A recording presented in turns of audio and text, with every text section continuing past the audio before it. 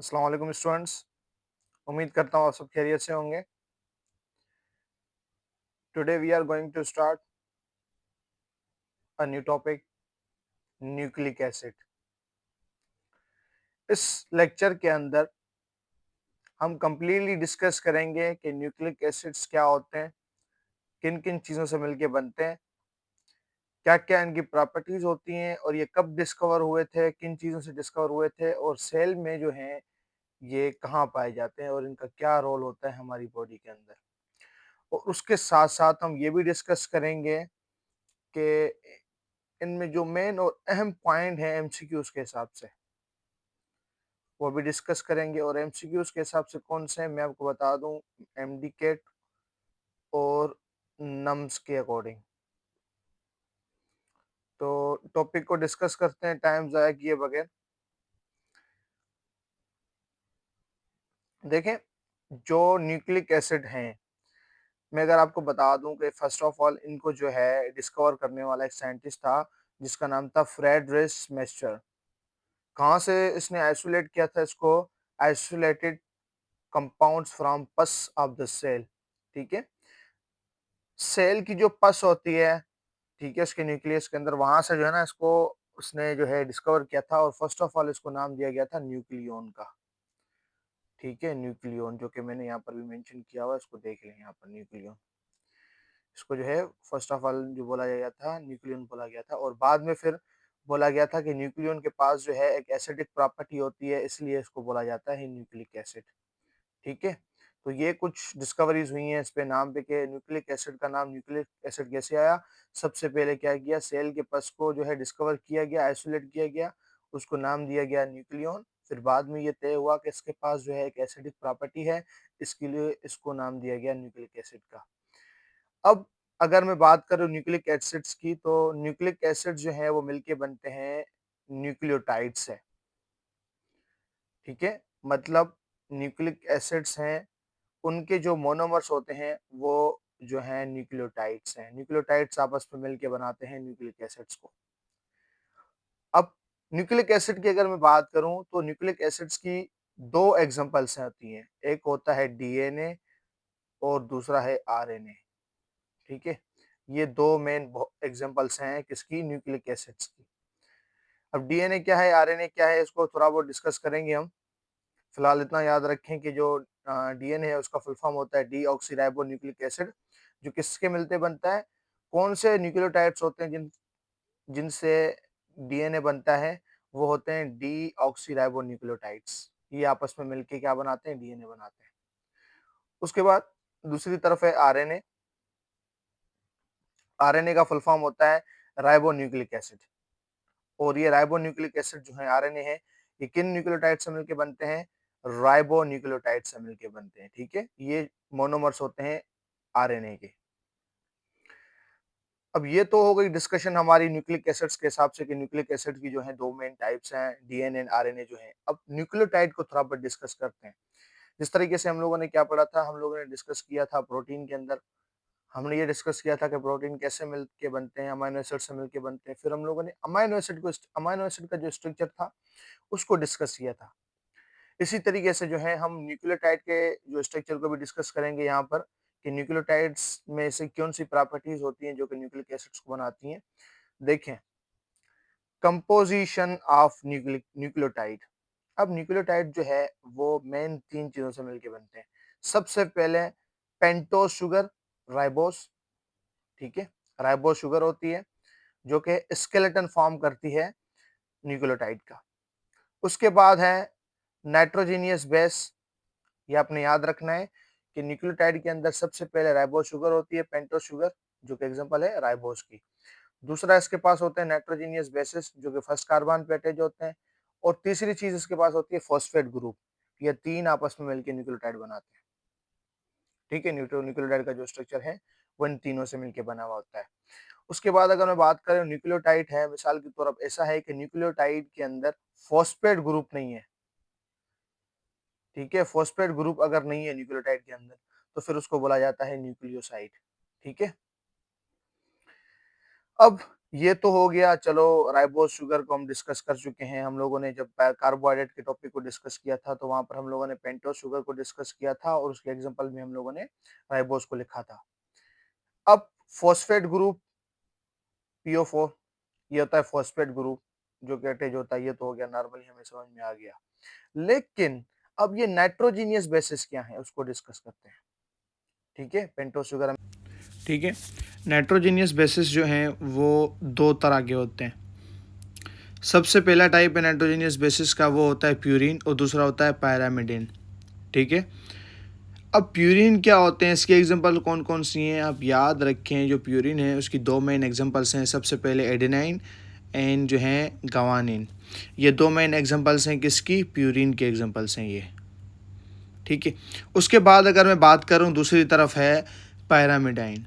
अब पायरामिडाइन किनको बोला जाता है, देखिए पायरामिडाइन की जो एग्जांपल्स हैं वो 3 हैं। सबसे पहले साइटोसिन, थायमीन एंड यूरासिल, ये 3 मेन एग्जांपल्स हैं पायरामिडाइन के। और पायरामिडाइन और प्यूरिन दोनों क्या हैं, नाइट्रोजीनियस बेसिस है। नाइट्रोजीनियस बेसिस इनको क्यों बोला जाता है, बिकॉज दे कंटेन नाइट्रोजन, इनके पास नाइट्रोजन एटम होता है, इसलिए इनको बोला जाता है नाइट्रोजीनियस बेसिस। ठीक है, अब ये डिस्कस करते हैं कि ये जो नाइट्रोजीनियस बेसिस हैं आरएनए में कौन कौन से होते हैं और डीएनए में कौन कौन से होते हैं। याद रहे डीएनए के आरएनए के अंदर जो नाइट्रोजीनियस बेसिस होते हैं वो 4 होते हैं। और 4 कौन कौन से होते हैं, एडेनाइन, साइटोसिन, गवानिन एंड यूरासिल, ये 4 होते हैं। और आरएनए के अंदर कौन सा जो है नाइट्रोजीनियस बेसिस नहीं होता, और ये एमसीक्यूज़ है। ठीक है, ये क्वेश्चन है कि सब पूछा यह जाता है कि आरएनए के अंदर कौन सा ऐसा जो है नाइट्रोजीनियस बेसिस है वो नहीं होता, वो है साइटोसिन। ठीक है, वो जो है थायमीन है, आपने याद रखना है। थायमीन जो है वो आरएनए के अंदर नहीं होता। इसी तरीके से अगर मैं बात करूं डीएनए, तो डीएनए के पास भी जो है वो 4 जो है नाइट्रोजीनियस बेसिस होते हैं, एडेनाइन, साइटोसिन, गवानिन एंड थायमीन। ठीक है, अब डीएनए के पास जो है फिर यूरासिल नहीं होता। आपने ये याद रखना है कि कौन सा ऐसा नाइट्रोजीनियस बेसिस है जो डीएनए के पास नहीं होता, आरएनए के पास होता है, यूरासिल। फिर ये पूछा जाता है कि कौन सा ऐसा नाइट्रोजीनियस बेसिस है जो डीएनए के पास है फिर आरएनए के पास नहीं है, वो है थायमीन। तो ये क्वेश्चंस आपने याद रखने हैं। ठीक है, उसके बाद हम डिस्कस करते हैं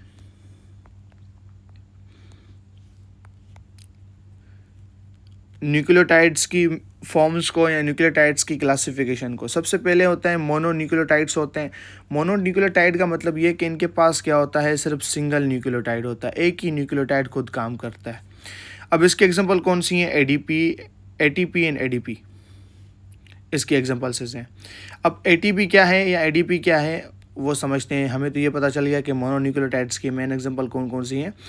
अब एटीपी क्या होता है, देखिए एटीपी जो है एक एनर्जी स्टोरेज, एनर्जी सोर्स होती है। हमारे सेल्स के अंदर जो बनने वाली एनर्जी होती है वो एटीपी की फॉर्म में होती है। और एटीपी की फॉर्मेशन कहाँ होती है, सेल्स के अंदर एक ऑर्गेनेल होता है जिसका नाम होता है माइटोकॉन्ड्रिया। माइटोकॉन्ड्रिया के अंदर जो है एटीपी बनती है, और एटीपी एक एनर्जी सोर्स होता है सेल्स का और बॉडी का। ठीक है, अब हम ये ज़रा वो डिस्कस करते हैं कि एडीपी है क्या, इसका फुल फॉर्म क्या है। देखिए फुल फॉर्म जो है एटीपी का वो होता है एडेनोसिन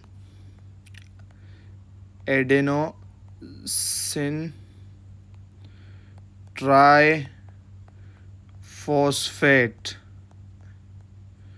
एडेनोसिन ट्राईफॉस्फेट जो है ये एग्जांपल है किसकी, ये फुल फॉर्म है। ठीक है, ये किसकी फुल फॉर्म है, एटीपी की। अगर बात करूं एडीपी की, तो एडीपी की फॉर्म होती है एडेनोसिन डाइफॉस्फेट। ठीक है, ये एनर्जी सोर्सेज होती हैं हमारी बॉडी की, हमारे सेल्स की। अब ये डिस्कस करते हैं कि एटीपी को एडीपी में जब कन्वर्ट होती है, जब एटीपी एडीपी में कन्वर्ट होती है तो कितनी एनर्जी रिलीज होती है।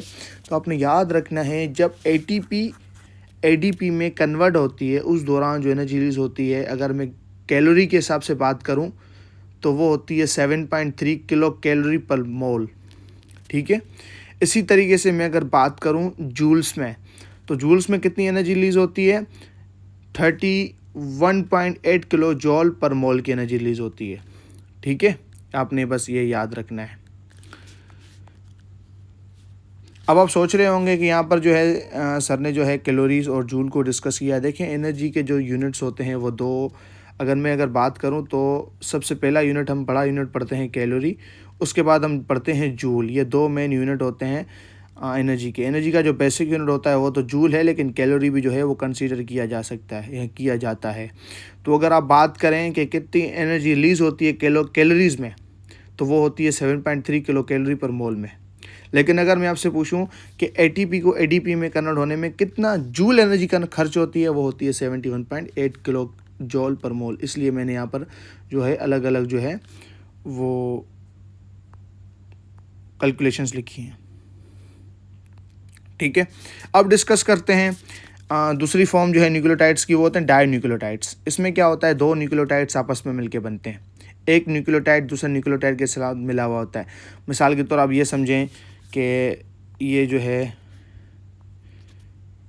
एक न्यूक्लियोटाइड है, एक जो है वो न्यूक्लियोटाइड है, आप ये कहें एक 5-फॉस्फेट होता है।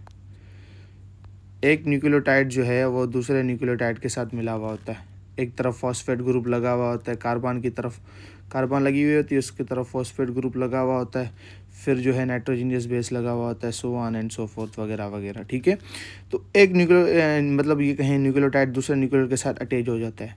तो ये जो दो न्यूक्लियोटाइड हैं, ये जिसके साथ मिलके बनते हैं, जो बॉन्ड इनके दरमियान होता है वो होता है फास्फोडाइस्टर बॉन्ड। ठीक है, फास्फोडाइस्टर बॉन्ड होता है जो दो न्यूक्लियोटाइड्स को आपस में जो है मिला के रखता है। ठीक है, ये हो गया डाई न्यूक्लियोटाइड। डाई न्यूक्लियोटाइड के एग्जांपल को मैं अगर डिस्कस करूं तो डाई न्यूक्लियोटाइड में आता है एन एडीन।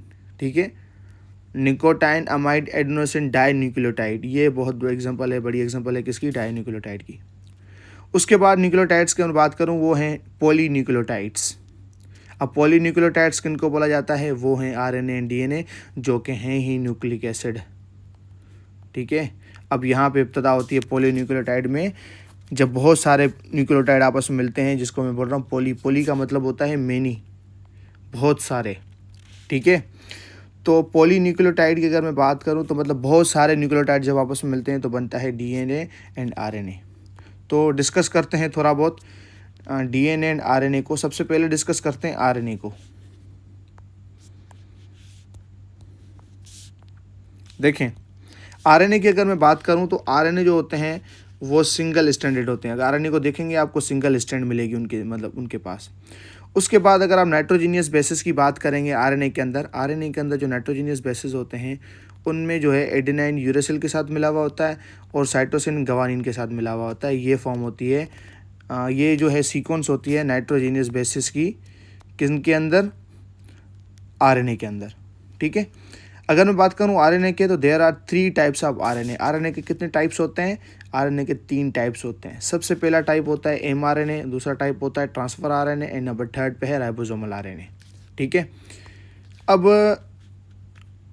एमआरएनए क्या होता है।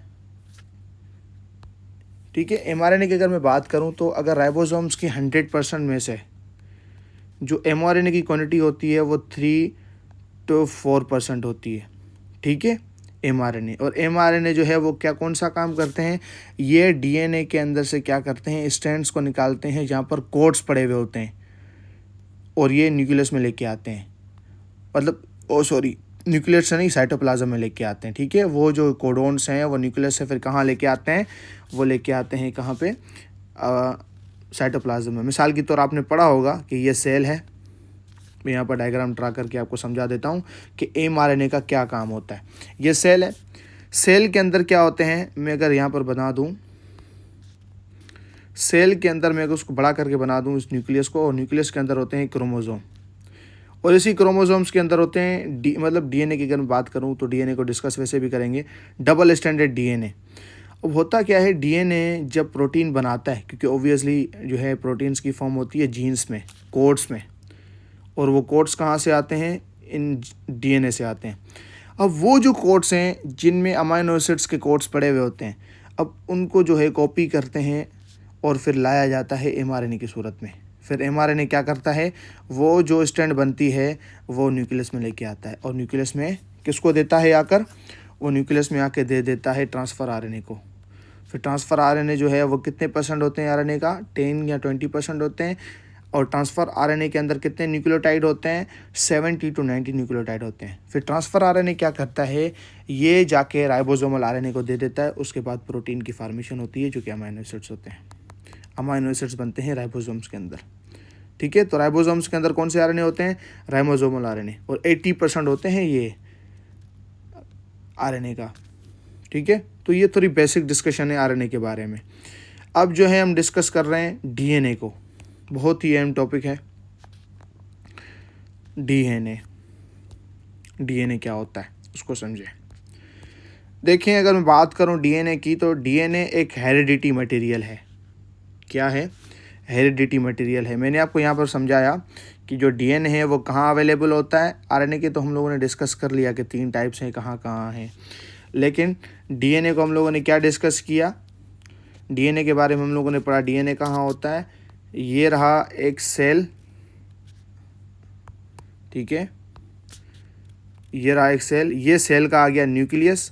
इस न्यूक्लियस के अंदर होते हैं क्रोमोसोम्स, जो कि थ्रेड लाइक मटेरियल कहे जाते हैं क्रोमोसोम्स। ठीक है, अब इन क्रोमोसोम्स के अंदर जो है एक क्वाइल्ड मटेरियल होता है डबल हेलिक्स में, यूं एक डबल हेलिक्स में क्वाइल्ड मटेरियल होता है डीएनए के अंदर। उसको कहा जाता है, ये होता है DNA, D oxy ribo nucleic acid.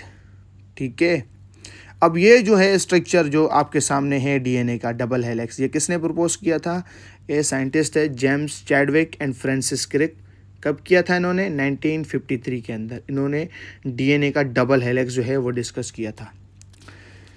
ठीक है, इन्होंने ये कहा था, इसके दरमियान डिस्कस करने के दरमियान ये भी होता है, आपने याद रखना है कि ये जो डबल हेलिक्स है ना, ये डबल हेलिक्स, इस डबल हेलिक्स में क्या होते हैं, नाइट्रोजीनियस बेसिस जो हैं आपस में इनको जोड़ के रखते हैं। मिसाल के तौर आपने याद रखना है कि डीएनए के अंदर जो एडेनाइन होता है वो थायमिन के साथ मिला हुआ होता है, और फिर अगर मैं बात करूँ साइटोसिन तो वो गवानिन के साथ मिला हुआ होता है, और ये मैंने यहाँ पर मेंशन किया हुआ है, आपने याद रखना है।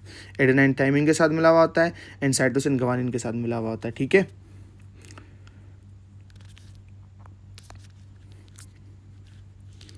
अब जो है हम डिस्कस कर रहे हैं कुछ टर्म्स डीएनए की, वो होती है ट्रांसक्रिप्शन एंड ट्रांसलेशन। बहुत ही अहम टॉपिक, ठीक है, बहुत ही अहम टॉपिक, एमडीकेट के हिसाब से भी और नम्स के हिसाब से भी। ठीक है, ये एक कॉटिन कॉर्ड एमसीक्यूज़ है, पूछा जाता है ट्रांसक्रिप्शन की, कभी कभार जो है वो एक डेफिनेशन दे देते हैं और आपसे पूछा जाता है कि ये ट्रांसक्रिप्शन की डेफिनेशन है, ट्रांसलेशन की डेफिनेशन है, और 2 ऑप्शंस दूसरे भी होते हैं, तो आपने पहचानना होता है। तो पहचानेंगे कैसे, जब आपको इसके बारे में नॉलेज होगी उसके बाद ही। देखिए, ट्रांसक्रिप्शन हम लोग ऐसे प्रोसेस को बोलते हैं जिस प्रोसेस के अंदर क्या होता है, जो जीन्स हैं वो कॉपी होते हैं, जीन कॉपी होते हैं, किसकी फॉर्म में, एमआरएनए की फॉर्म में। किसकी फॉर्म में जीन्स कॉपी होते हैं, एमआरएनए की फॉर्म में। अब जीन क्या होते हैं मैं आपको बता दूं, जीन जो होते हैं किसी भी डीएनए, आप ये डीएनए देख रहे हैं, डीएनए का छोटा फ्रेगमेंट, मिसाल के तौर ये छोटा सा फ्रेगमेंट है ना, इसको आप जीन बोल सकते हैं। तो किसी भी डीएनए का जो छोटा सा फ्रेगमेंट होता है उसको बोला जाता है जीन। होता ये है कि ये जो जीन है ना, जीन ये कॉपीज़ होते हैं न्यूक्लियस के अंदर, कॉपीज़ होते हैं, और कॉपीज़ होके किस फॉर्म में आते हैं, एमआरएनए की फॉर्म में। और फिर एमआरएनए की फॉर्म में आने के बाद वो आ जाते हैं साइटोप्लाज्म में। इस प्रोसेस को बोलते हैं ट्रांसक्रिप्शन। क्या लिखा हुआ है मैंने ट्रांसक्रिप्शन के बारे में, ट्रांसक्रिप्शन के बारे में मैंने ये लिखा हुआ है कि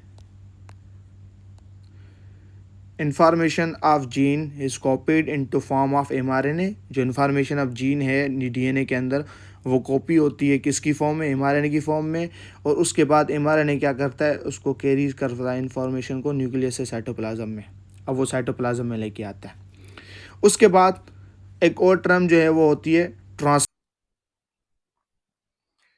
ट्रांसलेशन, हम लोग बोलते हैं। Translation is the process where information of mRNA used into a specific sequence of amino acid to synthesize protein। होता ये है कि जब mRNA की वो जो रॉड कॉपी हुई थी, ठीक है, वो आती है साइटोप्लाज्म में। साइटोप्लाज्म में क्या होता है, ट्रांसफर आरएनए उसको क्या करते हैं, ट्रांसफर करके और राइबोसोमल आरएनए की तरफ लेके आते हैं, राइबोसोम्स की तरफ। ठीक है, उस एमआरएनए को राइबोसोम्स की तरफ लाया जाता है, फिर राइबोसोम्स में क्या होता है, मैं अगर थोड़ा-सा स्ट्रक्चर यहाँ पर बना दूँ तो उसको समझिएगा कि राइबोसोम्स के अंदर होता क्या है। किस तरह एमआरएनए की जो रॉड है वो यूज़ होती है और फिर जो है प्रोटीन्स बनते हैं, जिस प्रोसेस को ट्रांसलेशन बोल रहे हैं, ठीक है? ये है राइबोसोम, राइबोसोम का एक जो है लार्ज सेगमेंट राइबोसोम का और एक जो है वो शॉर्ट सेगमेंट राइबोसोम्स का। होता ये है कि एमआरएनए की जो रॉड है, जो एमआरएनए जो है वो इसके साथ अटैच हो जाता है यूँ। अब यूँ अटैच हो जाने की वजह से क्या होता है, एमआरएनए यूज़ होता है, एमआरएनए के अंदर जो कोड्स जीन्स की फॉर्म में डीएनए से आते हैं वो यहाँ पर यूज़ होते हैं और यूँ अमाइनो एसिड्स की चेन बनाते हैं। अमाइनो एसिड्स एक सीक्वेंस के साथ मिलते हैं और चेन्स बनती हैं प्रोटीन्स की। ये इस तरह। ये क्यों होती हैं? एमआरएनए के ऊपर जो है वो कोड्स होते हैं। किस चीज़ के कोड्स होते हैं? अमाइनो एसिड्स के कोड होते हैं, ठीक है? ये जो प्रोसेस है जिसमें क्या हो रहा है, एमआरएनए जो है राइबोसोम में यूज़ हो रही है, जिसमें क्या हो रहा है कि अमाइनो एसिड बन रहे हैं, बड़ी-बड़ी सीक्वेंस बन रही हैं। इस प्रोसेस को हम लोग बोलते हैं ट्रांसलेशन। ठीक है? तो उम्मीद करता हूँ मेरा जो ये आज का जो लेक्चर है, वो आप लोगों को समझ में आया होगा। अगर कोई भी आपके ज़हन में कोई भी क्वेश्चन है इस लेक्चर के हवाले से तो आप मुझसे पूछ सकते हैं। उसके अलावा अगर आपने अगर आपको प्रिपरेशंस के हिसाब से नोट्स चाहिए, शॉर्ट नोट्स चाहिए, एमसीक्यूज़ प्रैक्टिस का मटेरियल चाहिए। उसके अलावा आपने ये अगर एमडी-कैट या नम्स की तैयारी स्टार्ट करनी है, उसके हिसाब से आपको गाइडेंस चाहिए कि आपने किस तरह और कहाँ से स्टार्ट करनी है, तो आप जो है मुझसे राब्ता कर सकते हैं। मेरे यूट्यूब के डिस्क्रिप्शन में मेरा नंबर मेंशन्ड है। आप जो है मुझे मैसेज करके बता सकते हैं और मैं जो है आपको इंशाअल्लाह गाइड कर दूँगा ए टू जेड। ओके, अल्लाह हाफ़िज़।